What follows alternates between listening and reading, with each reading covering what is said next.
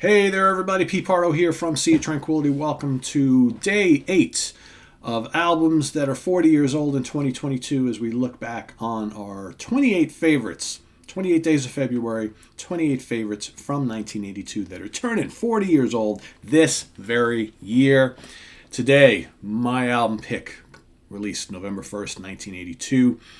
Released on the Boardwalk label, produced by Pat Glasser. I'm talking about the debut from Night Ranger, Dawn Patrol. That's right. Jack Blades, bass and vocals. Brad Gillis on guitars. Both of them coming from a band named Rubicon. If you never listened to Rubicon, pretty cool, kind of like a funk pop rock band with horns, kind of like Chicago, right? Pretty interesting. Neither one of them did a hell of a lot on those Rubicon albums, but it's a pretty cool band nonetheless to see them go from that to this. Jeff Watson on co-lead guitars. Kelly Keagy on drums and lead vocals. And Alan Fitzgerald, Mr. Fitz himself, on keyboards. So, Night Ranger. Hard rock band.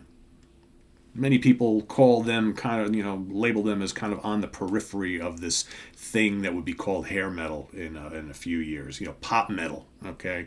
Not quite glam metal. These guys didn't have the whole glam thing going on, although some may argue that point. But, yeah, pop metal, hard rock with lots of pop leanings. I don't know if they were ever a metal band. I don't think that Night Ranger really ever came close to metal. To me, they were just a really good hard rock band who had plenty of great melodies. Melodic hard rock kind of sounds about right.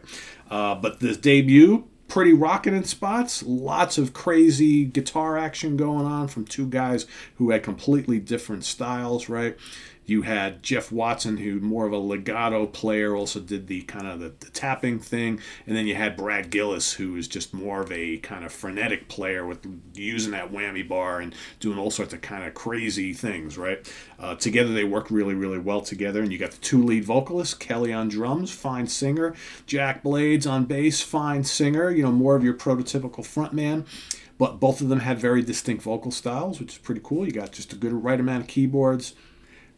Big songs, big hooks. That's what Night Ranger was all about. Plenty of firepower on the guitars. I think that's what made this band so appealing to more than just your kind of standard rock and pop fans, right? Because of all the guitar histrionics. So even like your hard rock and metal fans who listen to a lot of stuff that's pretty heavy could always appreciate Night Ranger because of the instrumental virtuosity of the band. And quite frankly, for me, it really worked because I love guitar music. Always loved what those two guys brought to the band, but I loved stuff with big, great, memorable hooks. Night Ranger always had all that. Don't Tell Me You Love Me, right? That's the big kind of notable track from this. I remember the first time I heard that on the radio, I was like, I love this, right? There's the amazing guitar solos and the melodies that never die. Great song. Sing Me Away, another single from the album. Sing Me Away is just so memorable. Great chorus, right? Great vocals on that one. At Night She Sleeps, another killer song. Call My Name, really good. Eddie's Coming Out Tonight, snarling hard rocker. Can't Find Me a Thrill. Unforgettable melody on that, right? Young Girl in Love. Some of this stuff is very kind of, early mid-'80s sounding, right? This is what we were getting a lot of in the 80s, but it really worked here.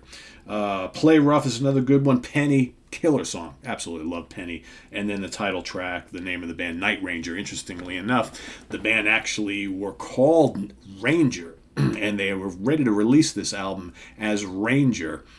But then they found out that there was another band out there that already had the Ranger name kind of copyrighted, and they were already using that. So like, oh shit. So like at the 11th hour, as they're printing up the albums, they had to go and change the name of the band. So what they did was they took the name of the final song on the album, which was Night Ranger. So they just basically added Night in front of Ranger, and boom, there you go. And to this day, still called Night Ranger, right? So yeah.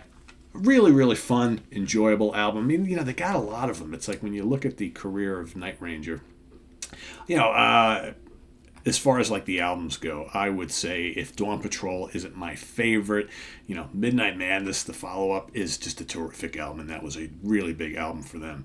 But, Seven Wishes is good too. A lot of their more recent stuff is good. They're just a very, very dependable band that just delivers time and time again. Big hooks, big guitars. That's what it's all about. Never too heavy, never too light, somewhere in between. Dawn Patrol by Night Ranger is my choice for today. I got a pick of the band here. I think there is one in here. Just see. There we go. There they are. There's the guys from the debut. Of course, you got Mr. Gillis there with the sleeveless shirt, right? The big mane of hair. All he needs is his red guitar, right? Anyway, thanks for watching. Please list your pick down in the comments below. Let us know what you think of Dawn Patrol as well. And stay tuned tonight for In the Prague Seat. We've got a pretty cool show coming up tonight here on Tuesday night. We are going to be taking a look.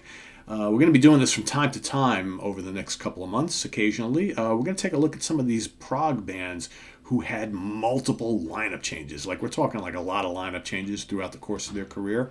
We're going to be picking our favorite lineup and our least favorite lineup, and then who we would have liked to have seen appear in the particular band of the day, right? If there's any other musicians that didn't make their way into that band that we would have loved to have seen appear on an album, on a tour, whatever. So tonight, we're going to be tackling the mighty King Crimson.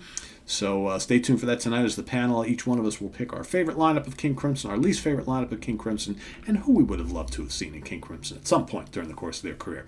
So that's coming up tonight. We've got Wednesday.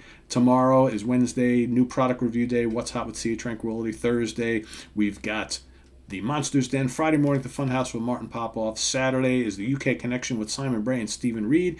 And Sunday is album homework assignment. And splattered in between all of that, you'll get some album rankings and assorted stuff as it happens. So, as you know, lots going on here on Sea of Tranquility. So make sure you subscribe if you haven't already. Click on that notification bell so you do not miss any of it. All right. Also, we've got the link to our Ko-Fi page below and the link to our merch page if you want to go check out some cool stuff. So thanks for watching. I am Pete Pardo. See you tomorrow morning with another album that is turning 40 years old in 2022 as we look back on 1982. Till then, have a good one, stay safe, and I'll see you soon. Bye-bye.